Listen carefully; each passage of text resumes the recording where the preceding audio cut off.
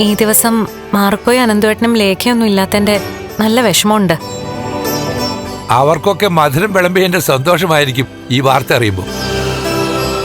അതുപോലുള്ള നല്ല നല്ല സുഹൃത്തുക്കൾ അരികിലുള്ളതാണ് ഒരു മനുഷ്യന്റെ ഏറ്റവും വലിയ വിജയം. അനന്തവും ലേഖയും നിങ്ങളുടെ ജീവിതത്തിന്റെ ഭാഗമാണെന്നറിയാം. മാർക്കോ പക്ഷേ ഒരു ദൈവദൂതനെ പോലെ നിങ്ങളുടെ ജീവിതത്തിലേക്ക് കടന്നു വന്ന പയ്യനാണ്. അവനെ എന്നും മുറുകെ പിടിക്കണം.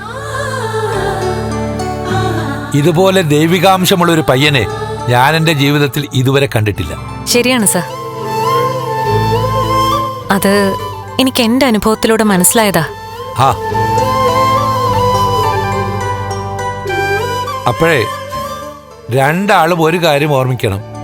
കണ്ണന്റെ കാലിന് സ്വാധീനമുണ്ടാവുന്നതിന് മുൻപ് തന്നെ കണ്ണനെയും മഹാലക്ഷ്മിയെയും പലതവണ കൊല്ലാൻ നോക്കി നിങ്ങളുടെ ശത്രുക്കൾ, പ്രത്യേകിച്ചും മഹാലക്ഷ്മിയെ. ഈ അവസാന നിമിഷം വരെ അതുണ്ടായി. ആ ബോധത്തോടെ വേണം മുന്നോട്ട് പോകാൻ. കണ്ണന്റെ കാലിന് സ്വാധീനമുണ്ടായെന്ന്, കണ്ണൻ എഴുന്നേറ്റ് നടന്നെന്ന് കണ്ണന്റെ ശത്രുക്കൾ ആരും അറിയാൻ പാടില്ല.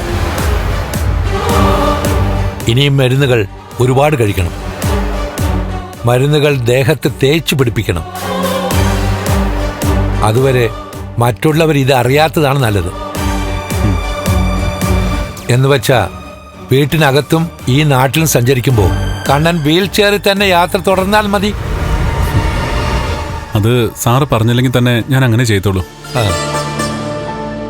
ഇത് ഞങ്ങളെയൊക്കെ സംബന്ധിച്ചിടത്തോളം അമിത സന്തോഷമാണ്.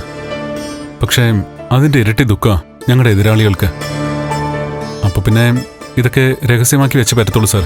എന്നാ പിന്നെ ഇനി വച്ച് താമസിപ്പിക്കണ്ട.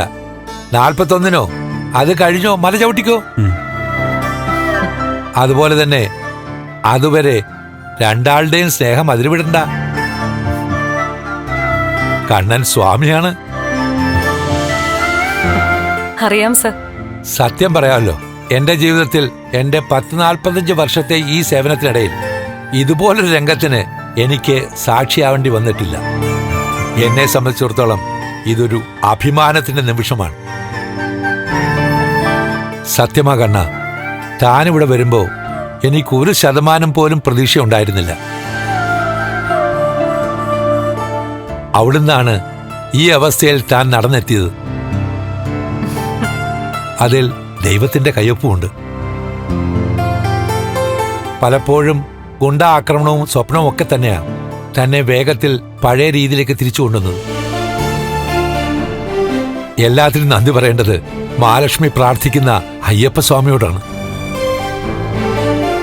അതിലുപരി ഈ മോള് വിശ്വസിക്കുന്ന ദൈവങ്ങളോടാണ്. ഹൃദയം കൊണ്ടിങ്ങനെ ഭർത്താവിനെ സ്നേഹിക്കുന്ന ഭാര്യമാർ അധികം ഉണ്ടാവില്ല. അതിൽ തനിക്ക് അഭിമാനിക്കപ്പെടൂ.